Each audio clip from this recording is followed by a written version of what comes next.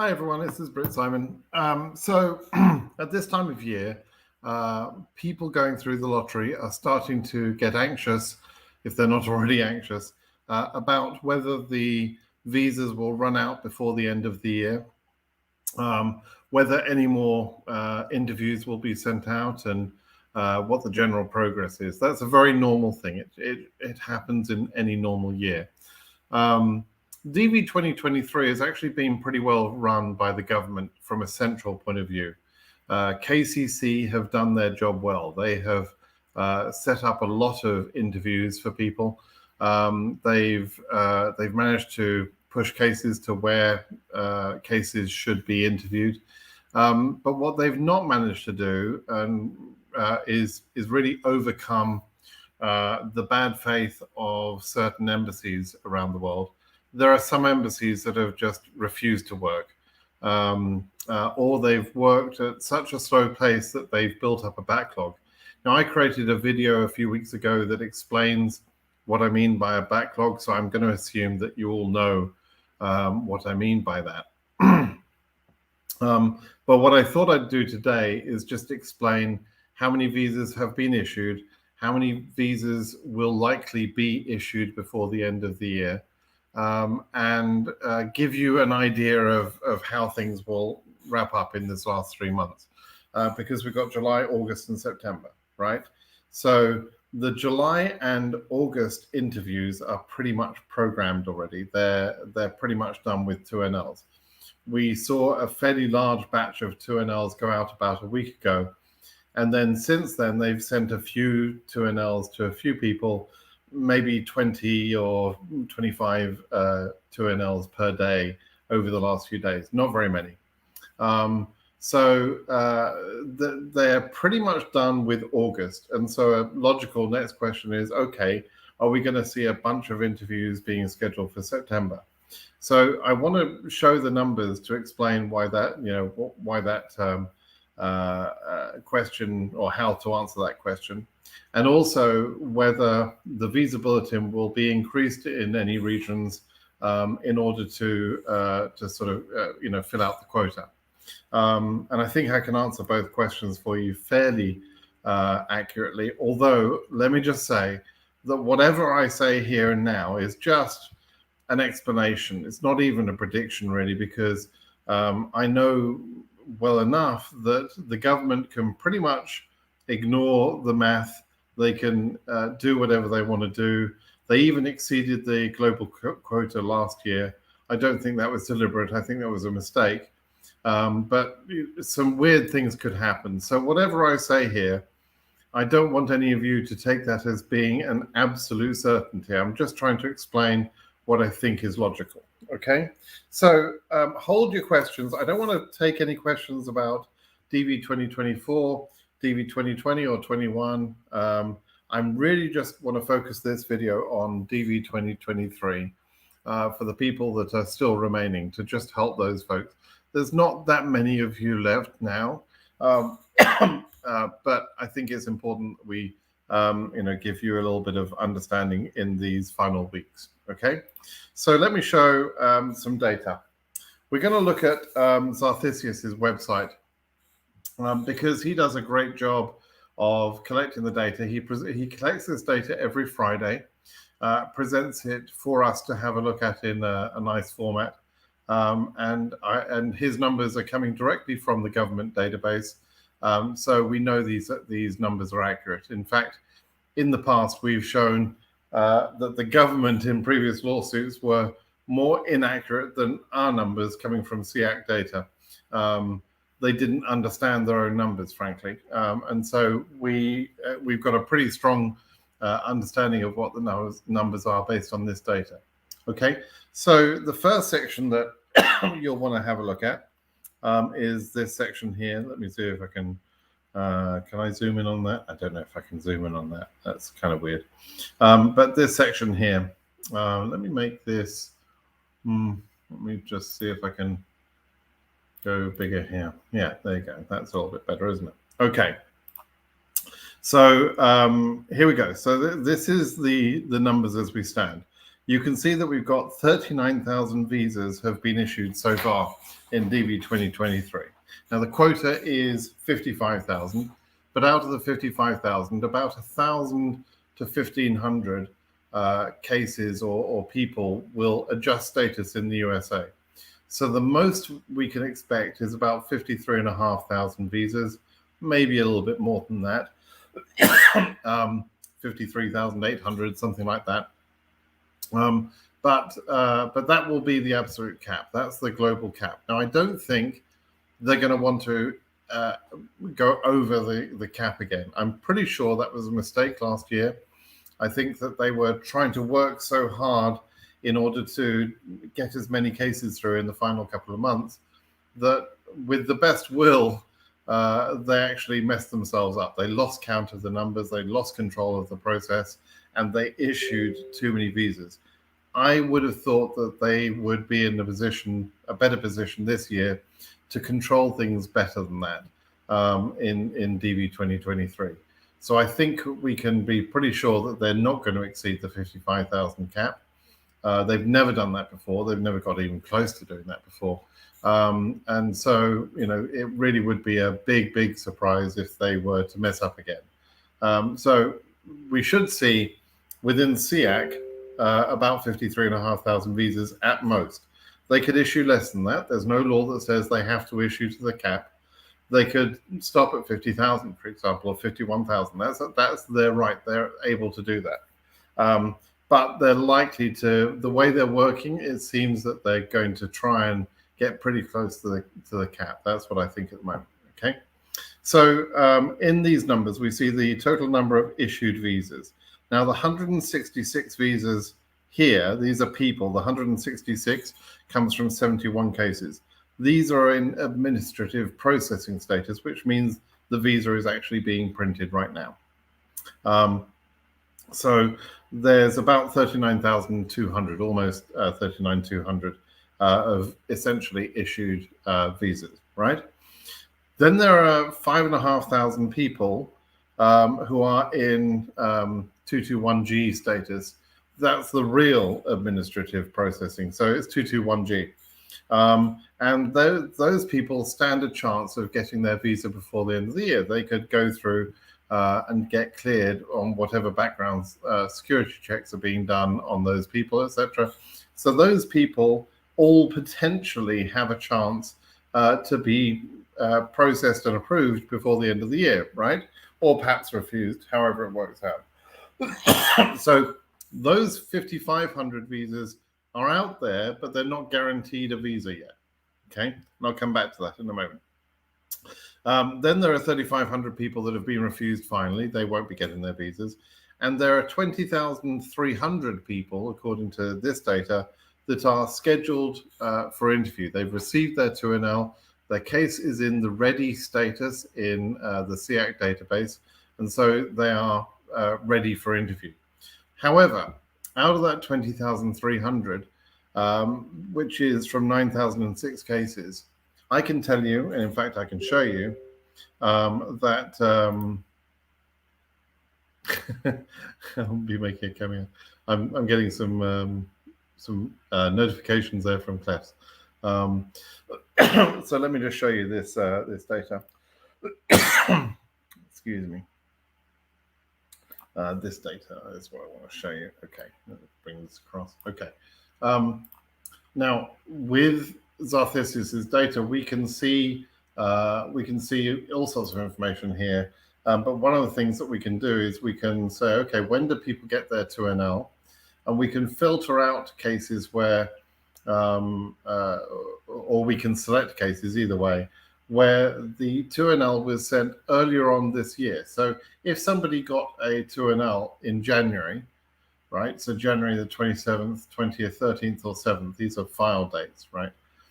This is the date of the extract from the database, not the actual day of the 2NL. But these are the dates in January. So those people that got their 2NLs in January would have been scheduled for March, right? January, February, March. That's how things work out. Generally, you get about 6 weeks notice for your interview.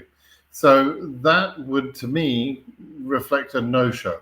if they got their 2NL back in January and they're at ready status, let me just filter on those. Then these cases that I'm going to show you here from, well, let's just go back, and if we have a look at the January cases, for example, let's just select, let's turn these off, and we'll select, I don't know, February and some January cases, not the January one, because that was not June. January 1 were the cases that were already in the database when we first took the extract from the CEAC database, right? So all of these cases then received their 2NL earlier in the year. They're still at ready status. Their interview date has passed, and they've not done anything. So those people are no-shows. Now, when I total those up for the dates up until May 5th, that gives me 2,560 cases that would all have had interviews scheduled for them in June or before, okay? And if they've not already been processed, then it's fair to assume that they are no-shows, okay? So we need to take 2,500 cases off of these 9,000 cases that are in ready status because they're no-shows, right? So what I did was a little spreadsheet exercise. Let me bring that up. Let me make that fairly big. And how do I zoom into this? I can increase the size here. Okay. So what I've done here is I've taken the ready cases, and the ready cases, I'm ignoring North America. There is one case for North America, so that's why the number doesn't exactly tie. But you can see there are 9,005 cases in ready status, which is the same as the 9,006 number that Zarthesius is showing. I took the 2,560 cases and I checked which region they belong in, and you can see which region they're from, right? So there's 867 cases out of the 4,024 cases for Africa that are no-shows, which leaves us with a real ready number, a number of cases which are really programmed for July and August. And then using the derivative rate, well, actually what I've done is I've taken the complete number of ready cases and people from here, and I've assumed a derivative rate based on the number of cases and the number of people in those cases, right? To give me a derivative rate that varies per region. And so I know how many real ready cases there are. I've calculated the derivative rate, and therefore I can say how many real people are programmed in July and August for interviews, okay? And that number gives us a total of 14,300 people, right? So that's my phone, but I can ignore it. Excuse the phone ringing. Okay, so there's 14,000 cases that are programmed. Now, of those, a percentage will no-show again, the same percentage pretty much. We're going to assume, it may not be exactly the case, but we're going to assume that since there are some people in every month before that have not shown up for their interviews, in the same way, in July and August, there will be people that won't show up for their interviews. So I worked out the no-show rate, okay, and I've applied that no-show rate to the real people and reduced that number. And so that gives us now a number of 13,200 people that will turn up for their interviews. So that 13,200 is really, instead of saying there are 20,300 people, there are 13,200 that are likely to show up for their interview. Okay. Now, out of that, some people will be refused. Some people will be put on 221G, and they may or may not have time to clear through that 221G before the end of the year. But we can also take the final refused cases to have a refused percentage to say how many people just get refused, right? So of the 5,900 that turn up, 5% in Africa would just be refused, and 10% in OC would just be refused. That's the assumption based on the data that we already have for the year. So that means that we would have 12,644 people that show up for their interview and then don't get refused outright, but maybe get either approved, they're issued, or they're put onto 221G and they may get their visas. So it's likely, I made an estimation from this and said, okay, let's say we get 11,000 people from this 12,600 number that I've got there. We get 11,000 issued visas. That 11,000 would need to be added on to the 39,000 that we have here. That takes us to 50,000, right? And the 11,000 is a pretty conservative number. I think it could be a higher number than that, but it's at least 50,000, in other words, from what's already programmed for July and August, right? And then the AP cases, how many of the 221G cases would actually be approved?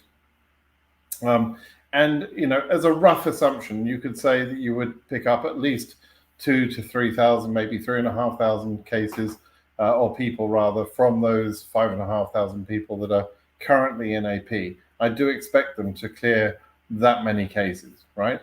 So if we got 3,000 from 221G cases being cleared in July and August and September, and we have those 11,000 or so, perhaps more, from the currently ready cases, and the 39,000, then we're pretty close to our maximum number of 53,500, right? So you can see how I'm doing the math. And in fact, there are another 400 cases that are in transit, which will equate to about another 800 or 900 people perhaps, who don't factor into these numbers yet. These are just in transit cases. The embassy has been a bit lazy in updating the database, and so they're in transit. So these numbers will increase a little bit as well. So what does that mean? What it means is, you can see I'm trying to show the data that shows that essentially they have enough people already programmed into the system and already in the system, as it were, with cases on 221G to fill the quota. They certainly don't need to increase the visa bulletin very much at all, if at all. I mean, they really don't need to increase the visa bulletin, the next one that comes out in July, in a few days' time. Now, the only region where I feel that they have good reason to increase the bulletin is Oceania. Oceania is running slightly behind the other regions. Even with all of this math that I've just been doing, they're not quite getting to their quota, and they're pretty easy to fix, right? So I would imagine that there could be a small increase in Oceania, but from a global quota point of view, there are not thousands of visas left. So even Oceania might be at risk because of the general sort of move. Now, the other region that isn't going to hit its quota is Africa, of course. We know why. The reason for that is because of the embassies that essentially have created a backlog. The embassies like Accra and Nairobi and so on. And there's more of those sort of embassies in Africa than in other regions, and so that's why we've got a bigger problem. So, so will they increase the visa bulletin? Most likely, no. They could do. It's not impossible for them to do that. They've done some things in the past which made no mathematical or logical sense, but there's no reason to believe that they must increase the visa bulletin, right?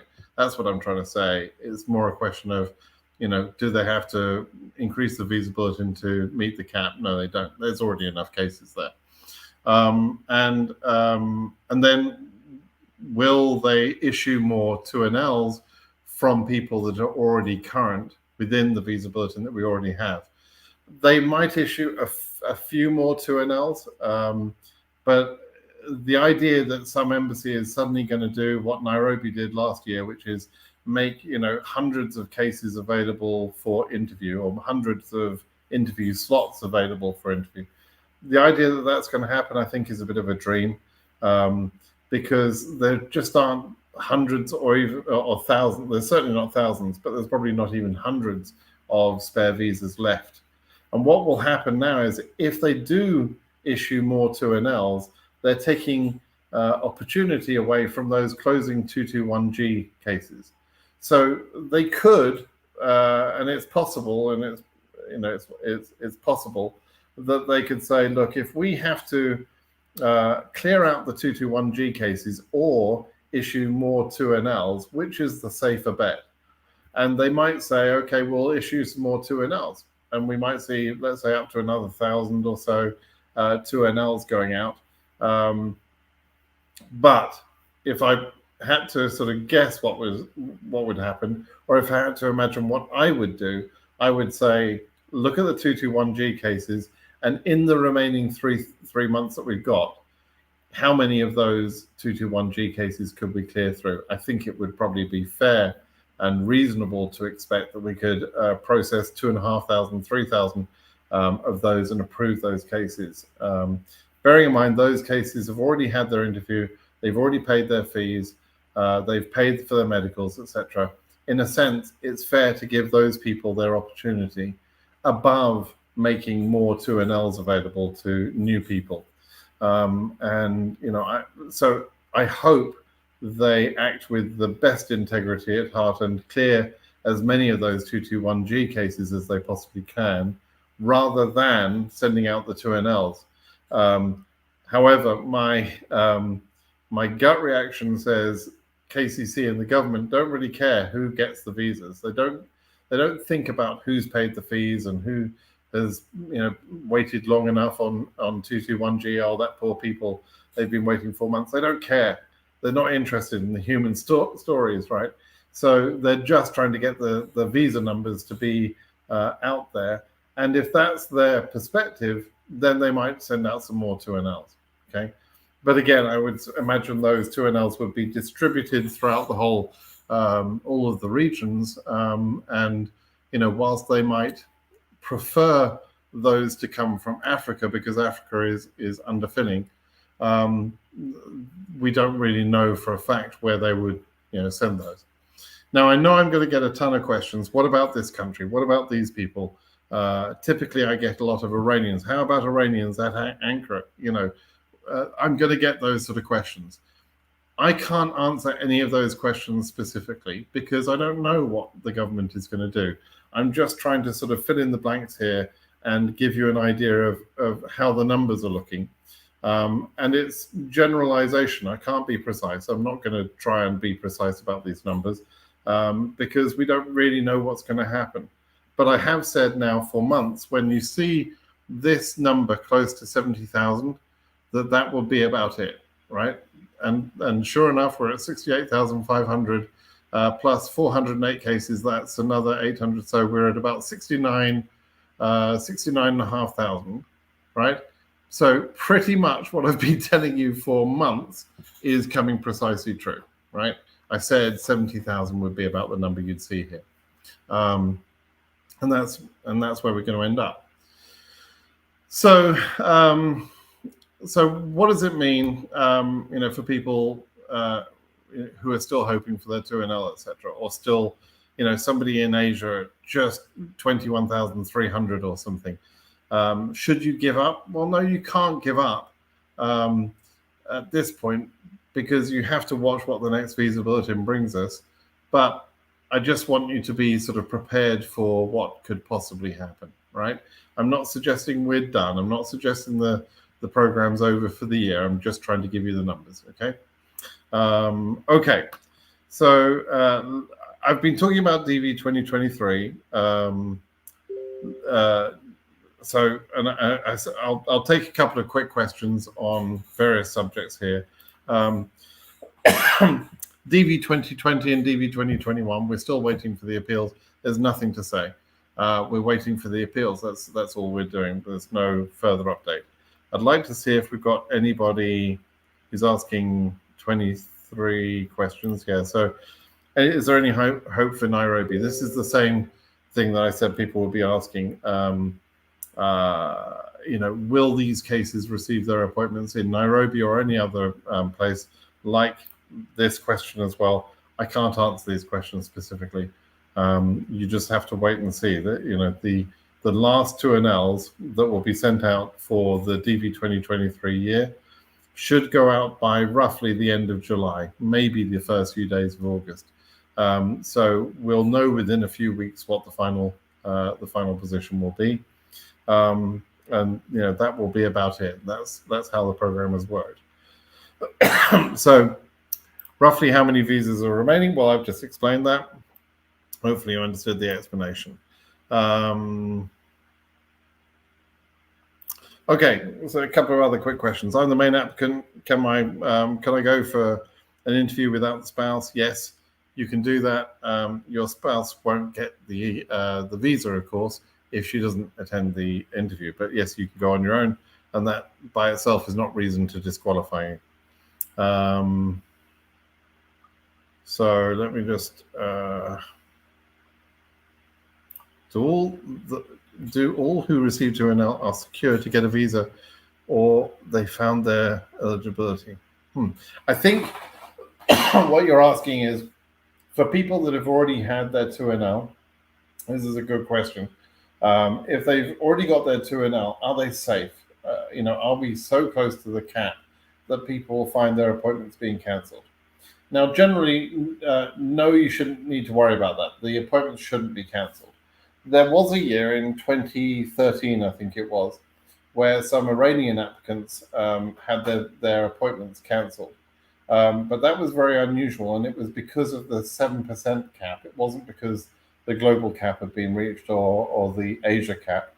It was because that particular country in that year reached the 7% cap, which was 7% of the total number of visas. And they got to about 3,820 cases or so. So they were right there at the cap. That's why those appointments were cancelled.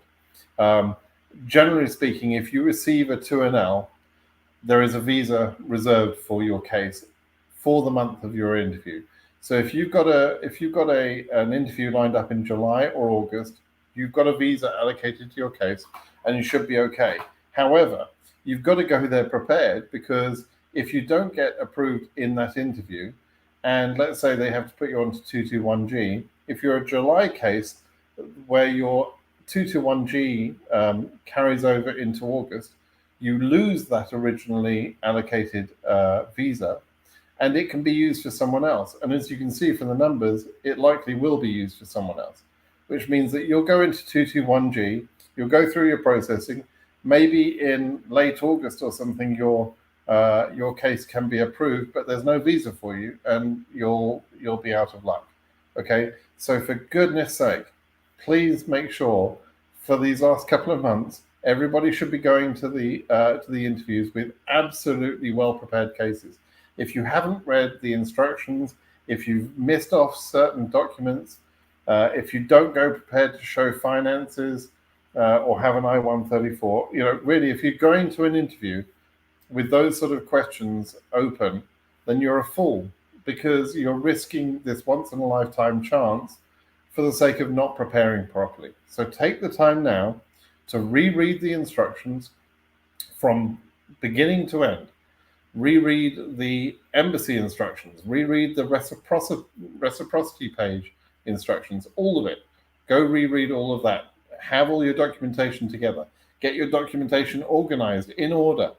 Be prepared to hand over whatever documents you think are going to be asked for. And the documents you take to an interview shouldn't only be the required ones. You should have some additional documentation that backs up your ability, for example, to prove that education was your education, to prove that you've been married. Take some photographs of your marriage, particularly if you got married recently, after the selection process.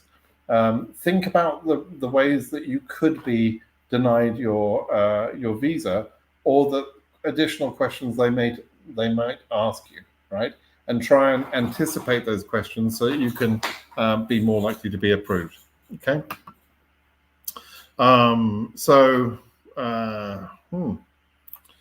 As a vet, do you answer yes to the question, if you're going to work in the health sector, because my country, it's not a medical sector. Yeah, look, the question, this question comes up a lot, is like, there's a question on the form that says, are you a healthcare worker that intends to work in the USA in that field, but you haven't been approved by, you know, whatever authority? If you're a healthcare worker, then say yes. If you're a veterinarian, say yes. There's no harm in that. The question that's being asked is only relevant for other visa types where you may need approval to go work in those fields. But from an immigration point of view, you don't need approval from an immigration point of view to actually go and work in those healthcare fields. So go ahead and answer the question honestly. And if you're unsure about whether being a vet is a healthcare thing, just answer yes anyway, right? Doesn't matter. It doesn't make any difference, okay? So, you know, go ahead and do that. How's Nepal doing? They're doing pretty good. You should know that, and you can go look at Zarthisius' site, and that would give you all the information you need to know. Will the Africa going current influence high case numbers like for Nairobi? No.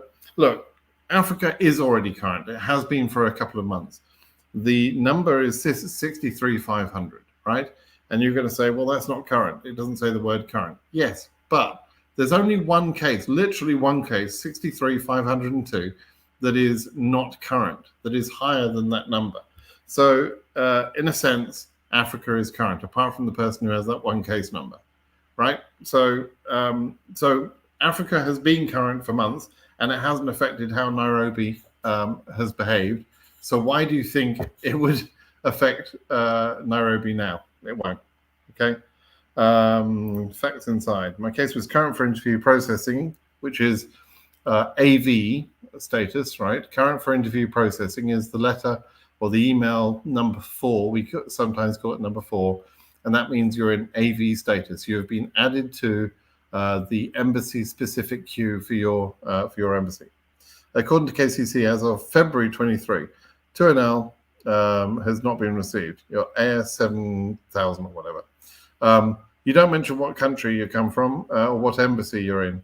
But basically, whatever embassy you're in has got a backlog of cases, and you're added to the queue as of February. I don't know exactly what date in February, but you're added to the queue from that point, and your case number is fairly low, but your embassy is obviously not scheduling a lot of interviews, and that's the problem that you're experiencing.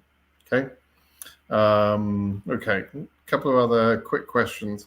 If anyone's got some questions about this math I was just showing there, love to answer those questions. If any of that is unclear, perhaps your question would make that more clear. And okay.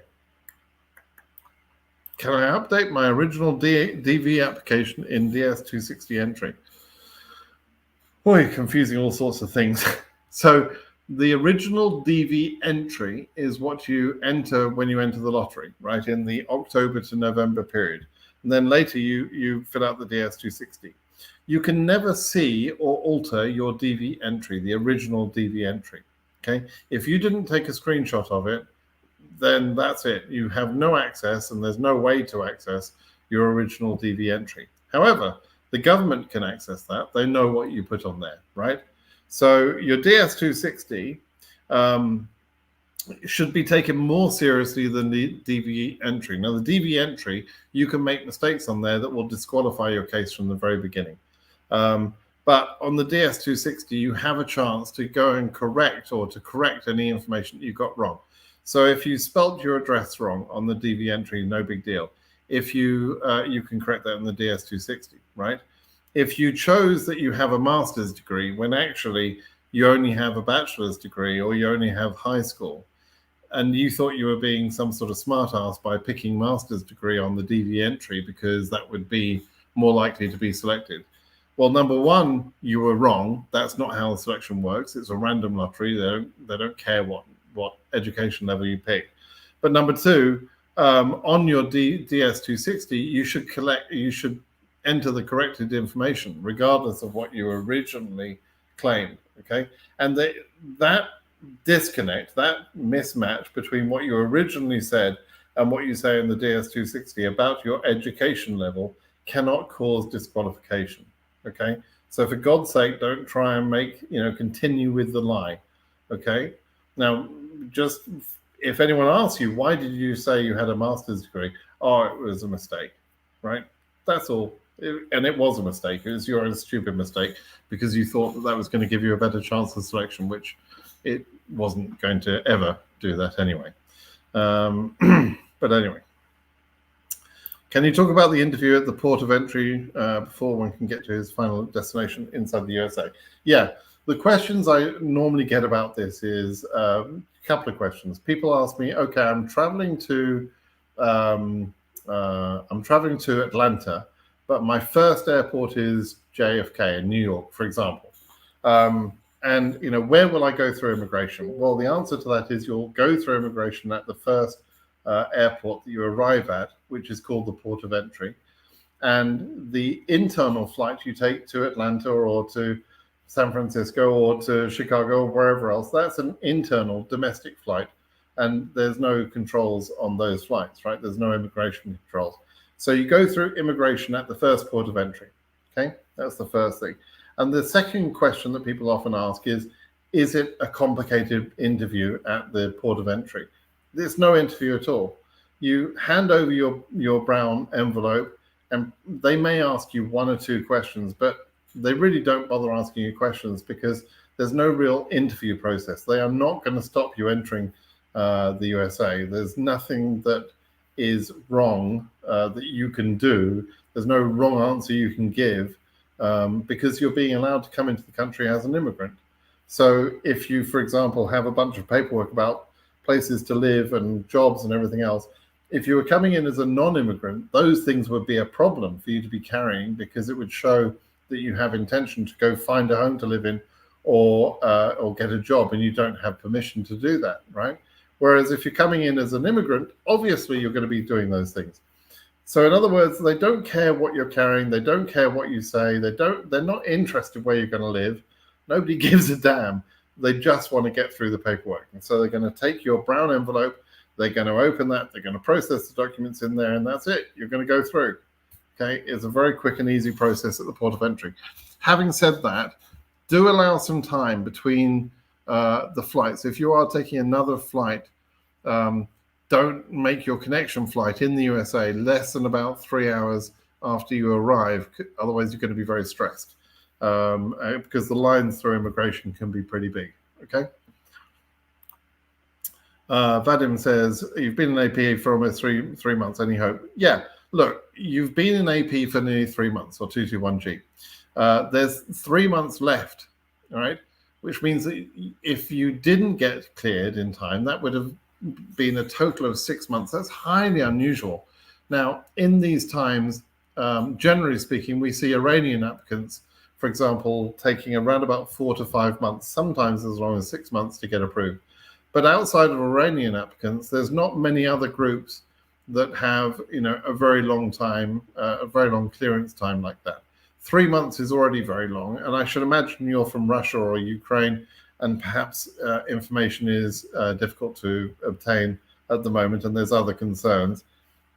But generally speaking, it's not a problem. You should get cleared through within that time period, right? There's not a huge problem I'm aware of that would stop you being processed through. Okay.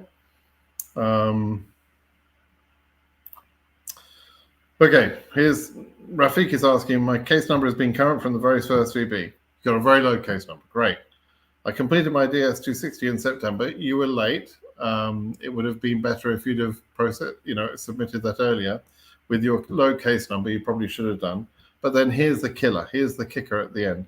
I'm yet to receive my 2NL Accra Embassy. Well, Accra Embassy have only been scheduling 25 or 30 cases per month. And they should have been scheduling something like 150 cases per month. In the latest batch of cases, they accepted 50 cases. But clearly, they've built up a massive backlog of cases. And your late submission kind of ruined your case because you, instead of being a low case number with an early submission, you were a low case number with a late submission, which meant a bunch of other people jumped ahead of you, even though they had higher case numbers than you. And those people remained in the queue ahead of you, and they're waiting for their interviews, and ACRA are not interviewing enough people. So I'm sorry to say, but you probably won't get your interview. And, you know, there's two things you can blame for that. Number one, without a doubt, is ACRA Embassy themselves. But unfortunately, your late submission was also partly responsible. Okay. Here's a question worth answering. Are you optimistic about the appeal outcome for Go after all this time? I've always been optimistic, actually. I thought the case was very well reasoned, very well justified for all the cases. Go, Gomez, Good Luck, all of those cases. They're all the same.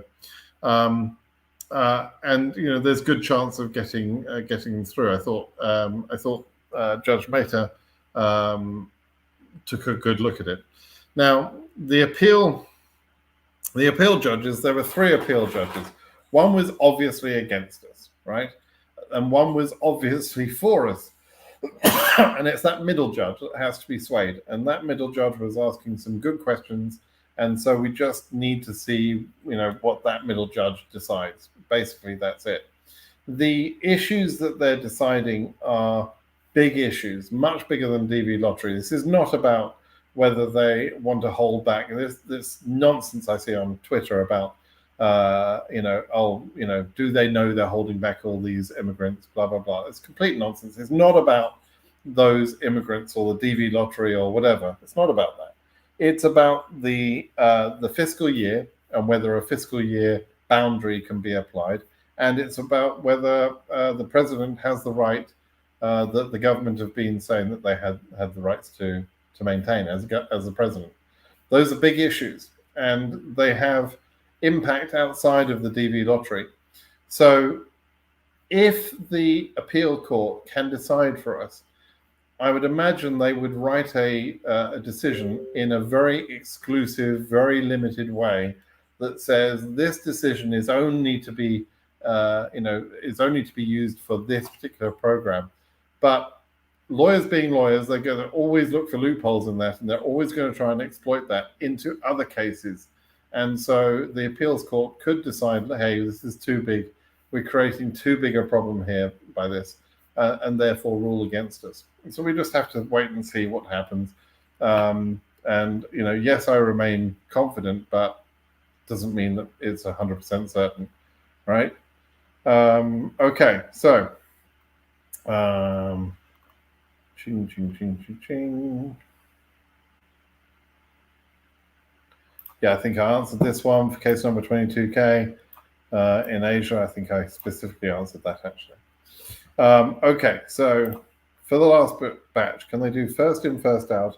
And is it a decision of the embassy or KCC?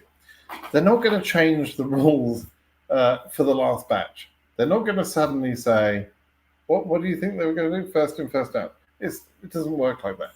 I've explained how the AV queue works, the queue of cases in AV status. They're not going to suddenly throw away that method for the last month simply because you want them to do that. That's not going to happen, right?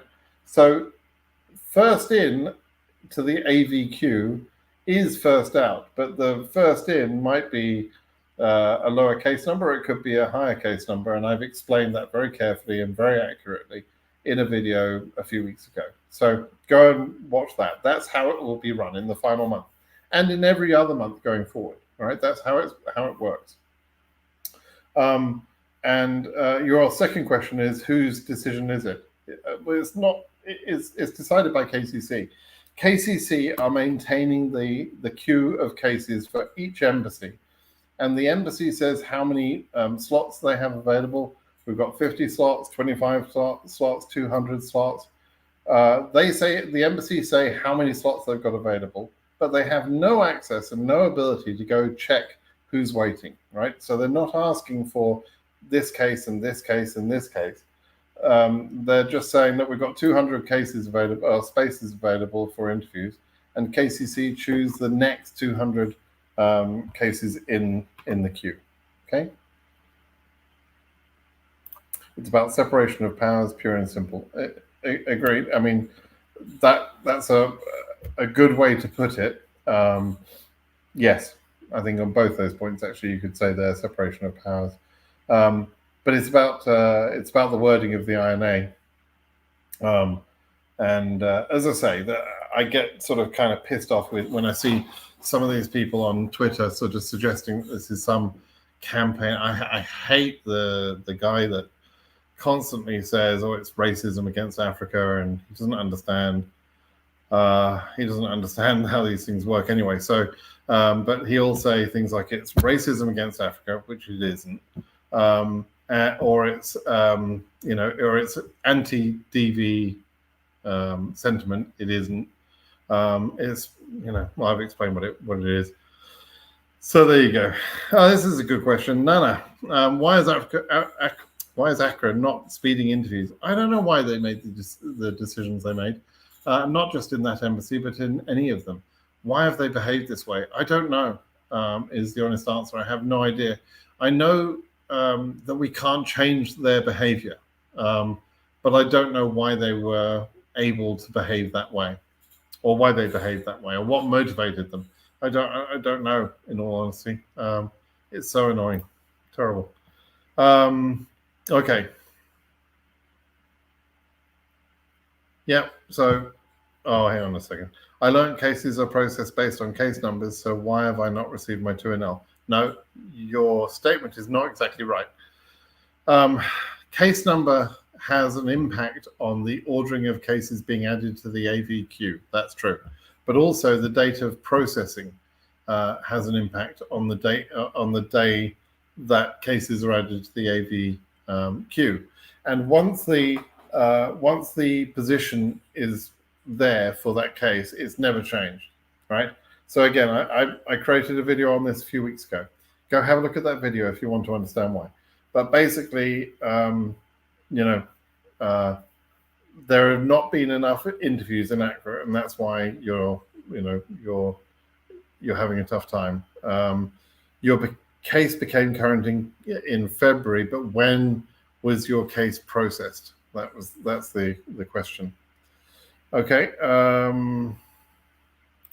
When's the 24 visa bulletin going to start? The first visa bulletin that affects DV2024 will be in August. It'll be published in August.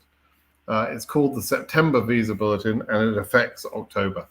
The government love to name things in the most confusing way possible, and so that's what happens. They publish in August, they will publish the September visa bulletin, which will affect October. It makes no sense to anybody but them, but that's when it will start. Okay, so the next visa bulletin we have will be the final visa bulletin for DV 2023. And we'll see whether they increase the visa bulletin numbers or not, although frankly it doesn't really matter whether they do or don't, because there's already enough cases out there ready to be scheduled. AOS cases, this is another great question. So AOS cases need to do everything they can to not slow down their cases, right? There may not be many things that AOS cases can do to speed up their cases at this point. And hopefully you're listening to someone's mum, and you know who I'm talking about when I'm saying that, because she is the absolute guide to all things adjustment of status when it comes to DV cases. She is the most reliable source of information. If there's anything you can do to speed up the case, certainly do that. But don't do anything to slow it up, right? If they send you any information, they send you for biometrics or whatever, do everything the soonest possible time you can do it. Now, adjustment of status cases don't have an allocated visa number attached to their case until the day of the interview, right? And at the interview, the immigration officer will review the case, agree that the case can be issued, and then we'll check to see if there's a visa number available for them. So all of these cases going through for adjustment for consular processing and 221G, they're all going to go ahead of you if you're not careful. You need to hurry your case up if you can. Okay. Okay. Why do they keep making winners go through the psychological train? DV2020, 21, and now 23. Look, 2020 and 2021 were affected by COVID. They couldn't have seen that coming. It created massive backlogs. They didn't react very well, but I can understand some of their reactions. And unfortunately, that created a couple of years of really weird behavior. And then DV 2022 was weird as well, but in a different way. DV 2022 was like an overreaction, trying to make it go super well, and actually things got out of control. They issued too many visas. And then DV 2023 has been a pretty well-run year, with the exception of these stupid embassies that won't behave, right? But think how well KCC have done. They've actually got themselves into a position where they can issue most of the visas by the end of August. And that just gives them September to do cleanup, to clean up those adjustment of status cases, and also the 221G cases, right? So they've done a good job. So I don't think there's been psychological strain on DV 2023, other than those people who didn't listen when I was saying, look, 119,000 selectees for 55,000 visas means some people are not going to get those visas. You understand that, right? And so if you weren't listening to that when I was telling people that a year ago, then and every day since, then I'm sorry it's coming as a surprise to you now. But that's the reality of it. It was already obvious. It was obvious months ago and a year ago that there are too many selectees in DV 2023, which means some people will lose out. That's the way it is. That's the way the program is actually supposed to be run. So,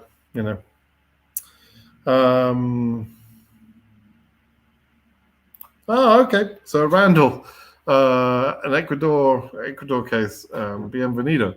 So did you see my blog, Randall? We've got these filmmakers, a couple of filmmakers. I spoke to one of them yesterday, and they're keen to work with, to make a film about a DV lottery winner or family. And what they want to do is they would prefer to find someone from Latin America, because they have connections in Latin America themselves. And they produced a film a few months ago or a year ago that was also based in Latin America. And I think they both speak Spanish and so on. So they're looking for someone where they would interview that person in the home country, let's say Ecuador, a week or two before that person then moves to America. And then they would watch and come back and re-interview that person over the first year of that person's American journey. I think it would be a really interesting film to watch, from the point of view of what is it like to be an immigrant in America. And it would be really fun to watch that. So, Randall, if you or any of your friends and amigos down there in Latin America want to be a part of a film documentary process, please read my blog. I put a poster on that yesterday. But anyway, congratulations. I'm glad a few Latinos are watching me here too. I should speak in Spanish more often, but my Spanish is just horrible, so I should probably not do that. So you were on 4 months of AP before they approve your visa. Wow. Oh, you're already in Pennsylvania. Okay, cool. Very cool. Anyway, Randall, you've probably got a few contacts that you could maybe refer people to, the filmmakers to. Trying to switch to a different embassy because DJ is not Djibouti, I guess, is not doing much interview for DV winners. Thinking about going to Nepal embassy. I'm not sure if it's too late. It probably is too late for sure. There is a written policy that the Department of State has that says immigrant visa interviews should happen in the country where the immigrant is resident. Okay, so they have kind of a policy. I'm not sure you could say it's a law, but they have a policy to say, look, if you're living in Djibouti, that's where you need to be interviewed. and therefore you don't have rights to go pick any embassy you want. There are some ways that you can sort of, handle that a little bit, but right now at this point in time, it's probably too late, because almost all the interviews are allocated anyway, right? So even if I said to you, yeah, you can go to Nepal, you can move to Kathmandu, make sure you've got resident papers and move there, and then contact Kathmandu and say, I'm living in Kathmandu, can you please take my case? That would be how you would do it. But of course, to do that on the off chance that they're going to schedule, a few more interviews, I couldn't, in good conscience, I couldn't say, yeah, go and do that. That would be nuts, right? Lady, you've asked this question a couple of times. I've just explained we're very, very close. If you go watch the beginning of the video, we're very close to the point where visas will be fully allocated to NLs. Okay. DV22 was the worst, a lottery within a lottery. It was. I have to say, it was bad in many ways, but the other option was for them to go slow. They were really, really slow to start with, right? And then they suddenly went into overdrive around about sort of February, March. It coincided with some of the early lawsuits. I think that those lawsuits helped. In a sense, we didn't get any real wins in DV 2022, but I think there was pressure on the government to not continue to have more cases that are going to go through and be lost, like the cases in DV 2020 and 21. The government didn't want to continue losing, right? So as a reaction to that, they then went into sort of nutcase overdrive in the last 6 months of the year, and they did an amazing job. They broke all records in terms of the number of interviews they could schedule in a month. They did amazing, right? Was it fair? No, it wasn't fair. There's a lot of unfairness, but on the plus side, they gave away all of the visas and then some, right? So that's what I'll take as a positive from that. When will we be able to know the number of winners in DV 2024? I expect that to be published in the visa bulletin that's going to be published in about 2 weeks' time, or the visa bulletin that will be published a month after that, right? And so normally in the July, the visa bulletin that will be published in July is called the August visa bulletin, and then the one that's published in August is called the September visa bulletin. And in various years, it's in one of those two. It's either in the August or the September visa bulletin. So we're either going to see those numbers in the next 2 weeks, or it'll be about 6 weeks' time, roughly speaking. Okay. Hi, Brits. I have a twin brother and I'm having some doubt about applying for TV lottery. Is it safe to apply for both of us in the same fiscal year, or it affects our chance of winning the lottery? Look, even though you're a twin, there are facial differences. There are differences in your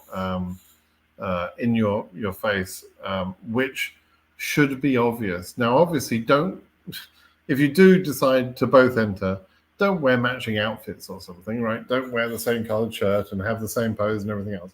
But if you take photos and don't use the same photo location, have a slightly different location, different photo booths, different location where you're taking the photos, slightly different, one can move the head just a little bit, right?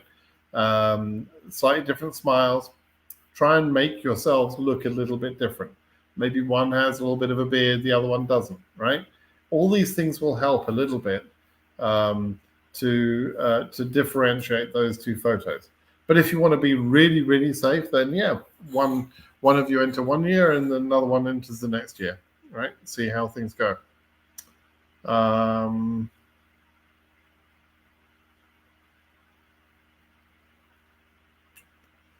Is there a way to know how many people are ahead of you in the AV queue?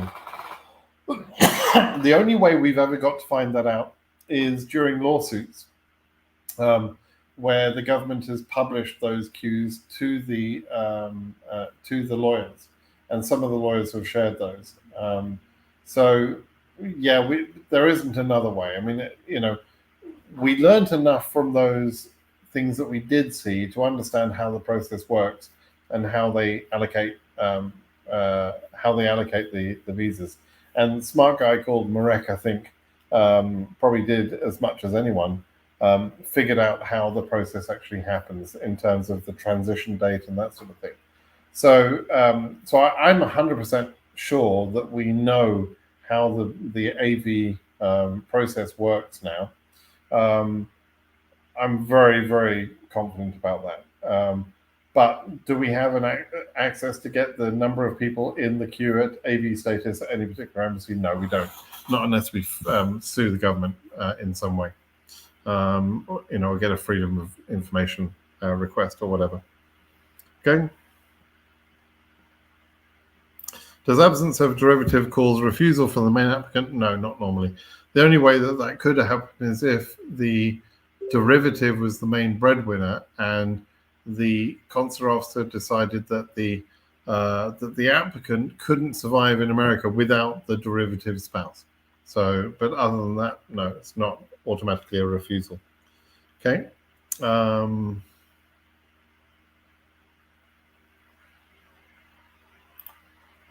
I'm the principal and my visa is approved, where my derivatives, including spouse and children, were part of the first entry, and they didn't attend the interview, and I decided that they will be joined later. Fine. I hope you understand that the process to bring them later will be years. It will take years to go through. It'll be very slow. It'll be complicated, and it'll be more expensive than the DV lottery. So I hope you understood what you were getting yourself into. You may have done that for financial reasons or whatever else, but generally speaking, it's normally a bad idea to do what you did. So I hope you understand the impact of what you decided. Okay. There you go. Next question. How long will it take my derivative to arrive in the USA? Years is the answer. It's going to take years, right? So you're going to have to go to America. You're going to have to establish yourself with a job, a good income. You're then going to have to file an I-130 process for your spouse and your kids, and your income has to be sufficient to cover all of those people you're inviting, and then that process will take years. I think that's a very difficult process to put people through. I think it's very unwise, but I guess some people just feel they have to do that, right? Which is frustrating. Please make Ankara Embassy send me a 2NL. Yeah, sure, because I got that power, 2023 winner, case number 250. You look like a big, powerful man. Yeah, I wish I had that sort of power over them. If I could manage them, if I could influence them, if I could even just scare them into working a certain way, I would do. But unfortunately, I can't do that. So good luck. I hope it works out for you. Algeria. If Algeria still process a high number of DV cases for some years, can they be excluded from DV, like happened to Nigeria some years ago? I think you're misunderstanding what happened to Nigeria and why that happens. So there's a formula that is applied for any country, and if applicants from family-based, mainly family-based immigration, but once they have enough immigration going on from a particular country that exceeds 50,000 people in a 5-year period from certain visa types, not including DV, not including asylum, right? Not including refugee. So once those other work-based and family preference cases produce enough immigration from that country, then the country becomes excluded. So for that to happen to Algeria, you would have to have a lot of Algerians in the USA making families and wanting to bring their families and everything else. And I don't think Algeria is close to that. And it doesn't matter how many people are added through the DV process. That doesn't count to it. It's DV winners and other types of immigrants then bringing their family members years down the road. So it takes a long time for that process to happen. So it could happen eventually, but it's not. They're not close to that now. Okay.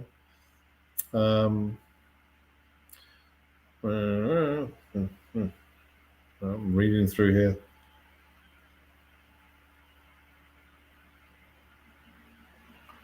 I had a newborn and I informed embassy and I filled DS260 for the baby just 2 days probably before the interview, and that was 10 years ago, and they put me on AP, or 10 days ago.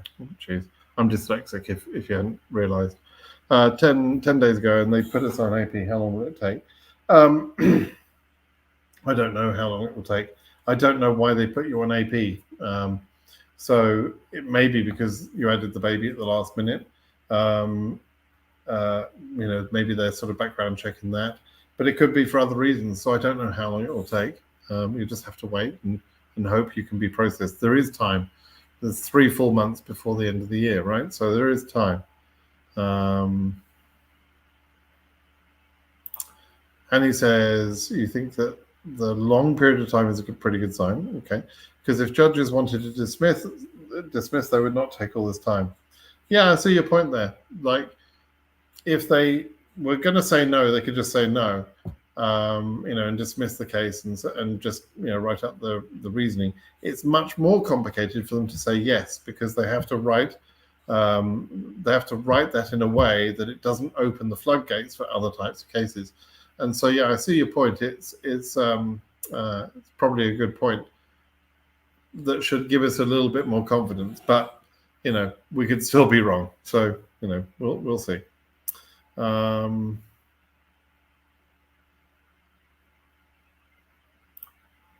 It's only sorry to ask the same question every time.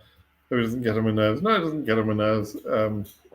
I get it. I was a DV lottery applicant myself through my wife, so I understand the frustration, and I understand the process. So it probably helps me stay calm when I'm getting these questions over and over again. I can imagine when I first started sort of understanding about lottery, I drove someone's mum a little bit crazy. Now, some of you will know who she is. She's someone who helps in DV lottery and has been for many years. She was a DV2013 winner herself, and I was a DV2014 winner. So she was already answering questions for people by the time I was then going through the lottery. And so I'm sure I drove her nuts with questions, and other people too. So I understand, how you feel.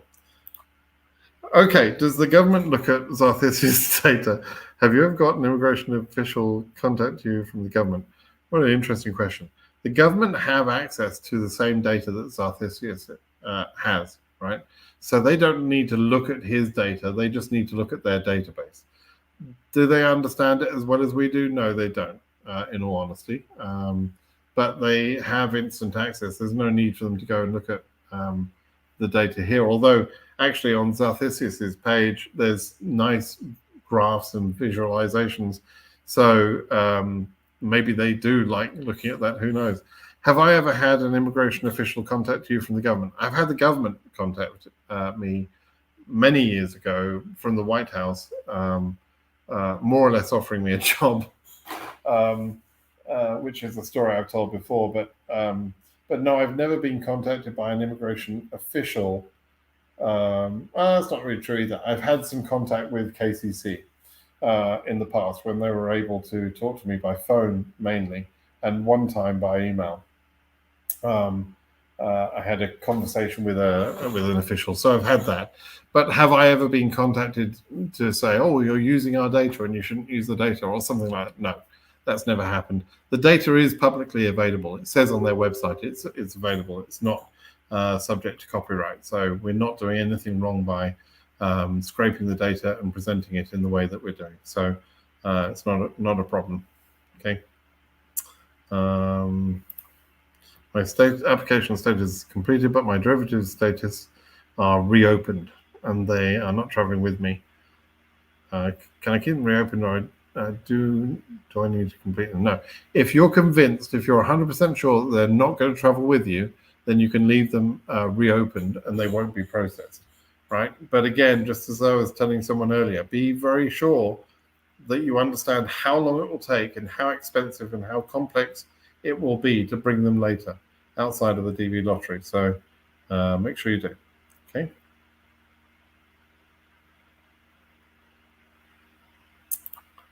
As Sun says, in a video, you explain what it means to be in the queue for a certain embassy with a very low case number and not receiving the 2NL, right? Yeah, so I did explain what that means, and so your case number is one part of it, and the day you were processed is another part of it. So it must have taken a long time for you to be processed because you're from Iran, and Iran doesn't cooperate with the USA.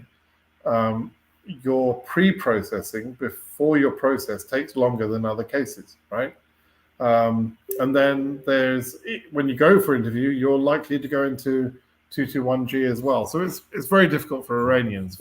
I mean, it just is, right? And a lot of that is because your government doesn't like America, and almost pretends to be at war with America, although we're not at war with Iran. Nobody gives a monkeys about Iran, frankly. It's a little country. It doesn't mean anything to America.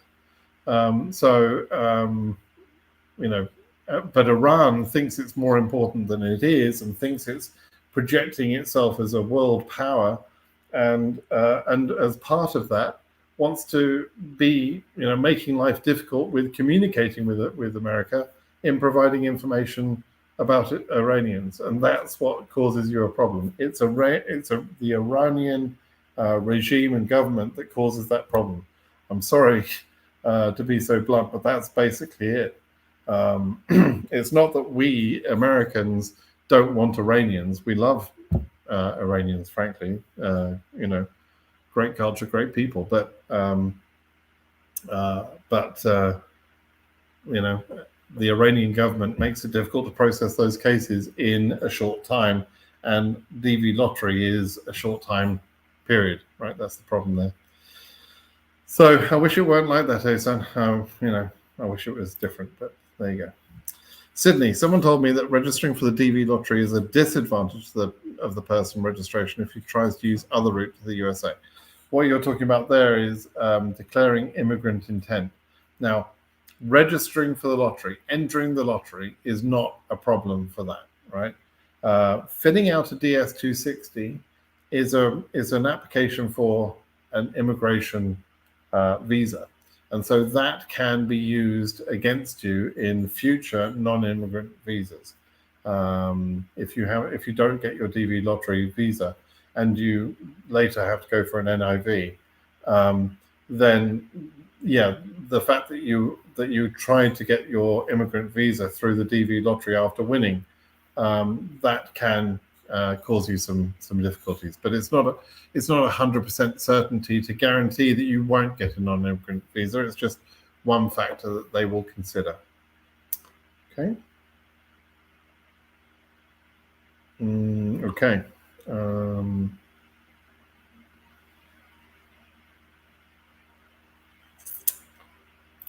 God bless you. Thank you, says Sal. What do you think? For DV 2025, will the passport requirement to apply return? I'm hoping it returns. I have a higher chance of being selected. Yeah, there are less. So wait and see, actually, whether you think you have a higher chance or not. So here's the thing. When they introduced the passport requirement, there were a lot less entries because there are some countries where there are agents and various people who are entering a lot of cases fraudulently, right? And having the passport kind of slowed that down, and so therefore it reduced the number of entries, and therefore increased the chance of people that were genuine. However, I think what we're about to see in DV 2024 is a selection of people with a lot more holes, right? The holes are cases that are disqualified in between the real cases, right? So out of first 5 cases in a region, 1, 2, 3, 4, 5, we might now see case number 1 is a hole, case number 2 is a hole, case number 3 is real, case number 4 is a hole, case number 5 is a hole, right? We might see only sort of, and I think in some regions, probably Oceania and other regions perhaps, we might see 80% of the numbers as being holes, or 75% in that range. Now, the fact that there's more holes means they've done something to increase the security of the of the process, and that's without the passports. So I think they're getting a bit smarter, and it may be, a moot point whether they reintroduce the passports or not. I think they're just being a bit smarter in the methods they're using to disqualify people doing multiple entries. And also, I heard a number of people. There are sort of various places, particularly in Africa, where you can go to, where sort of like an agent, but more like an internet cafe, where some guy does the entries for people, and that guy might have 2 or 3 or 400 people that he's entered into the DV lottery. And what I was hearing from some of those people was that they are not getting the number of winners that they would expect. Now, what that could be is that the government has said, oh, hang on a minute, there's a specific IP address, or there's a specific place where a lot of entries are coming from that one computer. Why is that? That seems fraudulent. We'll just disqualify all of those entries from that internet cafe or whatever. So people are going to have to be a bit smarter how they enter, and they'll need to enter for themselves. Right? In these days, when you've got computers that are relatively cheap, you've got phones that are very smart, and people should be entering this process for themselves, and not going through agents, certainly, but probably not going to internet cafes and that sort of thing. It's a very simple process to enter. So I think people will start to learn that. But as like I say, I think we're about to see, when we start seeing the results, and when we have the SEAC data for 24, we're going to see a lot of holes, in the much bigger increase in holes between the cases. Okay, so wait and see. 2023 winner, 40K, Africa, no 2NL. Is there any hope for an Eastern Nairobi?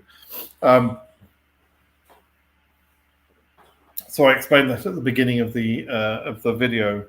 There's really only 1 month left to go. All of the interviews for August have been sent now. There's 1 more month of scheduling, and the visas are more or less allocated. So I don't think that we're going to see a late Nairobi surprise as we saw in DV 2022. I just don't think it's going to happen. We might see a few cases, but it won't be a big thing.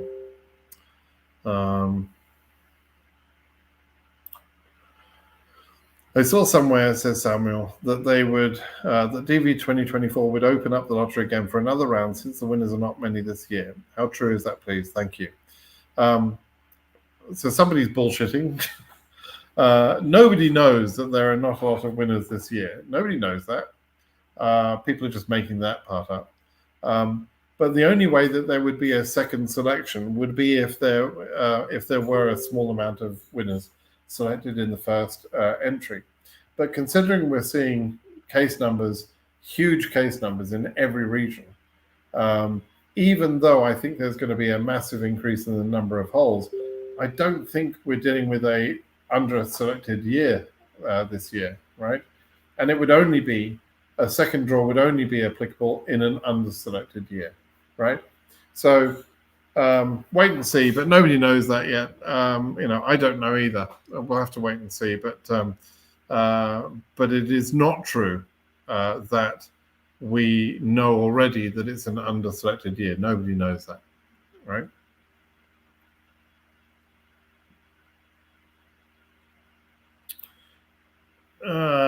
This is kind of an interesting question.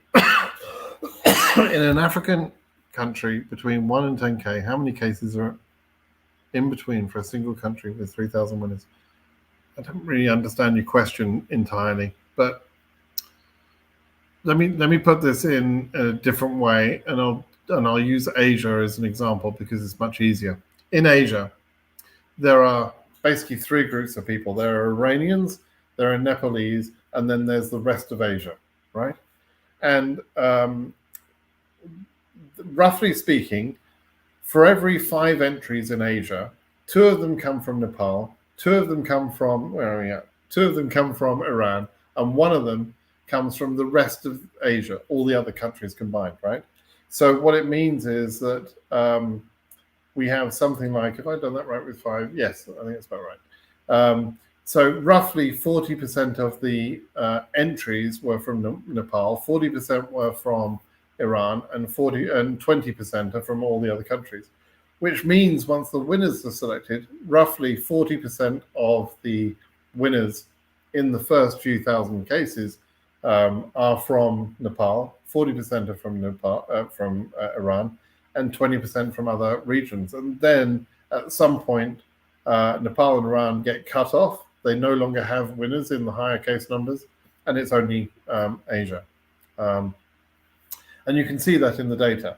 Now, you could do the same thing for other countries and other regions. You could do the same math. It's just easier in Asia because it's those two countries and then the rest of Asia, right? In Africa, you could do the same thing. And you could say, okay, if Ghana had 10% of the entries, then they should have, roughly speaking, 10% of the winners, at least for the first few thousand. And so you could say, okay, 10% is one in every 10, or 10 in every 100. We would expect to be from Ghana, right? And you could do that for any country. I haven't done it for Africa. It's more complex in Africa because there are more countries, more entries, and that sort of thing. But yeah, you could work that out, but I'm not going to because, like I say, it's a bit more complicated. Okay, hopefully that answered your question. So you're so scared of this DNA testing for your daughter because time is short and only 3 months. But what can I do, please? I've already paid for the kit already, and it's on the way. Okay, so when you say you've paid for the kit and it's on its way, so you've already done something different to what I would have done.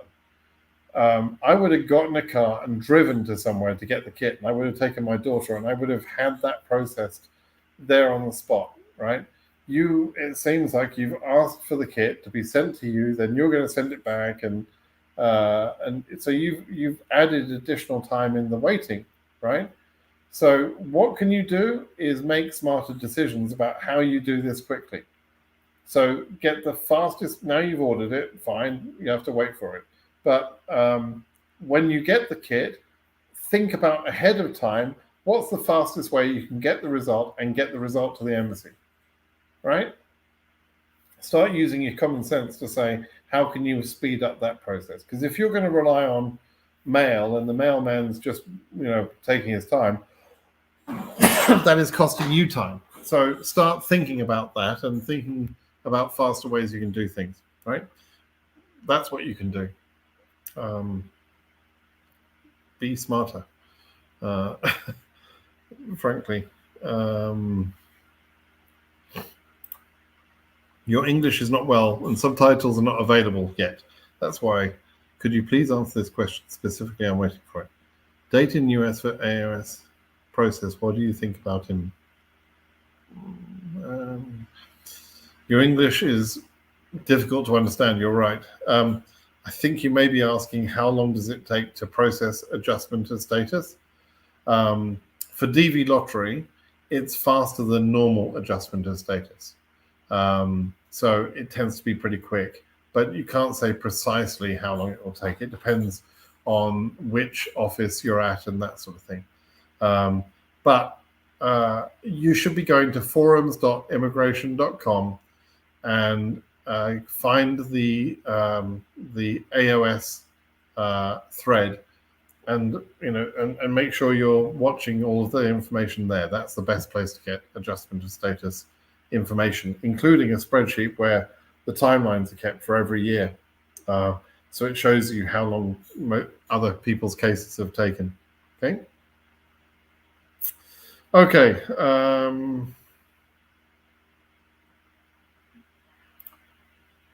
Amani, if 7% rule applies per country, then higher case numbers in Kenya are safe.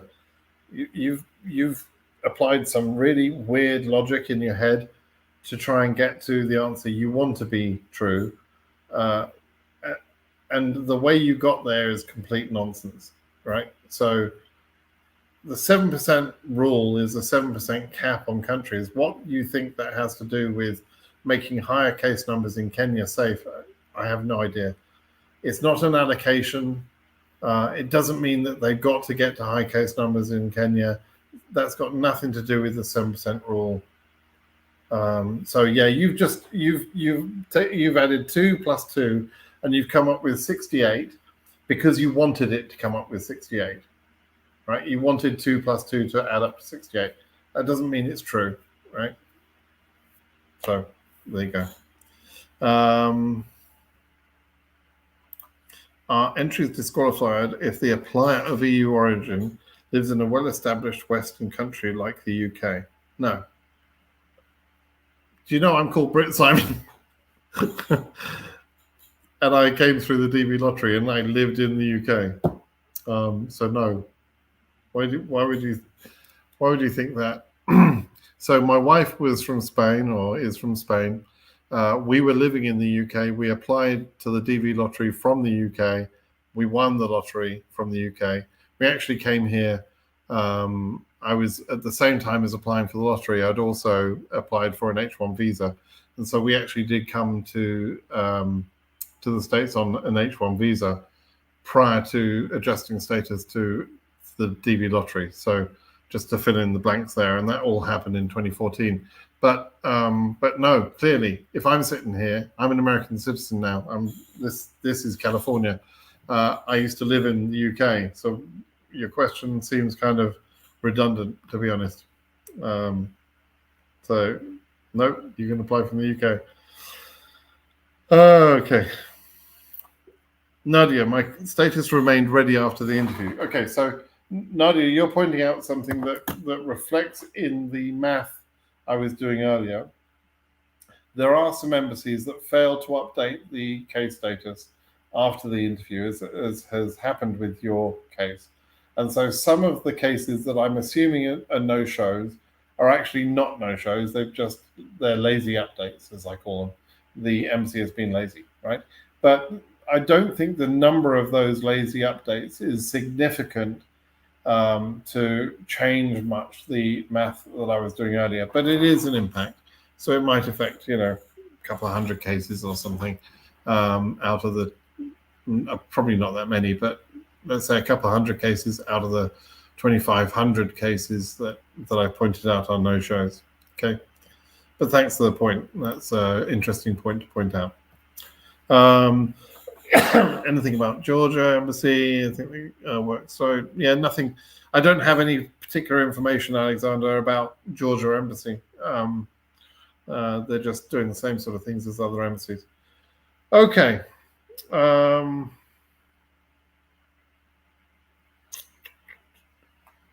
Okay, last question then. Is it possible to fill in the DS260 in the travel document field as other documents, and on the day of interview, take the valid passport? Absolutely.